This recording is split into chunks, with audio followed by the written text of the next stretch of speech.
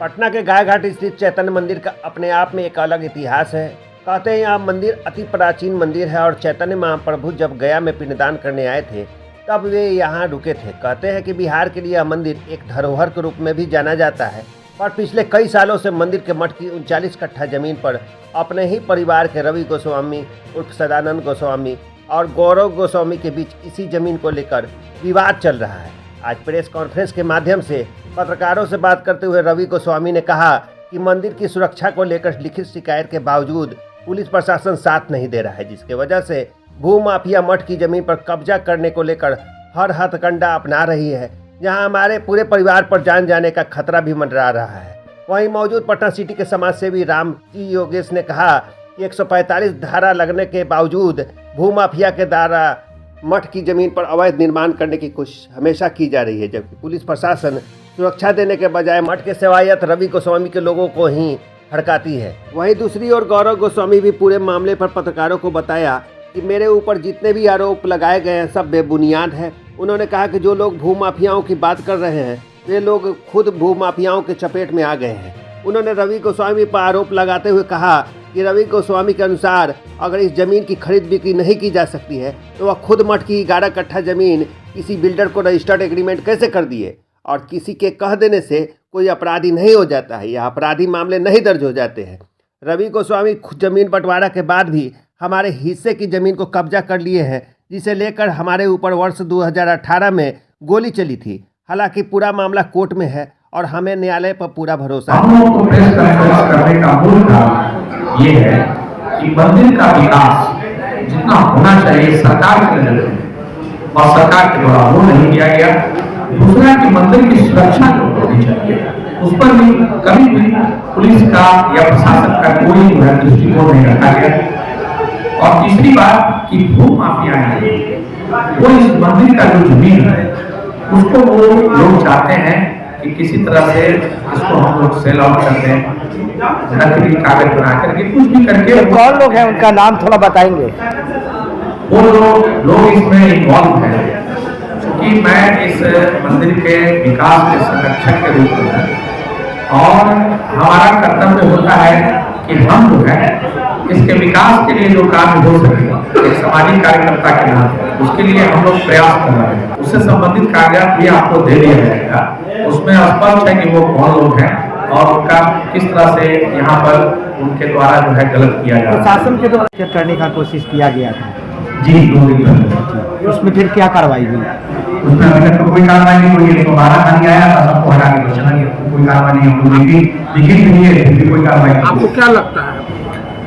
हमें तो बस यही लगता है कि प्रशासन का निगरानी का क्या कारण है तो समझ में आ ही रहा है। तो कोई एक अंदाज बता सकता है कि क्यों नहीं कर रहा है हमारा प्रशासन। इतना सूचना देने के बाद भी कोई कार्रवाई क्यों नहीं कर रहा है? महिलाएं घंटों जाकर थाने में बैठी रहती हैं, गुहार लगाती हैं। रात के समय में उनको घंटा बैठा दिया था खाली लिखित देने के लिए। बस उसके बाद लिखित तो कोई कार्रवाई नहीं, बोला था भेज दिया गया कि जाइए वहाँ मिला रही है। सूचना तो ये भी मिल रहा है कि बीते दिनों आपके ऊपर में पैसा वगैरह भी दिया गया है। उस खबरों से जो जानकारी मिली है उसमें हुआ है कि मेरी सुपारी देने की तैयारी हो रही है। तो मेरे मारने की बात किया, मेरे मारने के बाद कैसे करके हुआ कि मेरे परिवार को किडनैप किया जाए ताकि हमें दबाव बनाया जा सके। सर महाराज जी जो सुपारी की बात आ रही है उसमें कौन लोग हैं, कुछ नाम क्लियर करेंगे? अब उसमें भूमाफिया लोग हैं, जो भूमाफिया लोग जमीन जो लिए हैं, जो दिए हैं, जो एग्रीमेंट किए हैं। आपको कैसे पता चला कि आपके बाजार में जो कहीं चर्चा कहीं कान आया है ये बात? इसको लेकर किसी आला अधिकारी से आपने मिले, आप गुहार की? हमने मतलब जानवर की सुरक्षा है दिया है, सीनियर एसपी साहब को दिया है, डीएम साहब को दिया है, एसपी साहब को दिया है। जानवर क्या आश्वासन मिला वहाँ से बोला कि हम थाना मतलब में भेज रहे हैं। अब क्या चाहते हैं? मैं चाहता हूँ कि ये मंदिर पर से सुरक्षित हो, इस स्थल को ऐतिहासिक स्थल घोषित किया जाए, यहाँ का बाउंड्री वाल और दरवाजा लगे और यहाँ के लोगों की जान माल की सुरक्षा हो सके। आपराधिक मामला जो है किसी व्यक्ति विशेष के कह देने से किसी पे लागू नहीं हो जाता है। उसके लिए माननीय न्यायालय है, कोर्ट है, पुलिस है, सारा कुछ है।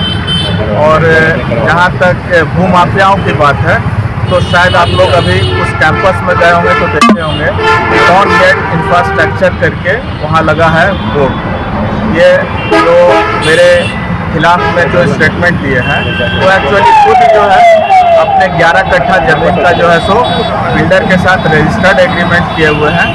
और मेरे ख्याल से 2019 के आसपास में कर चुके हैं रजिस्टर्ड एग्रीमेंट।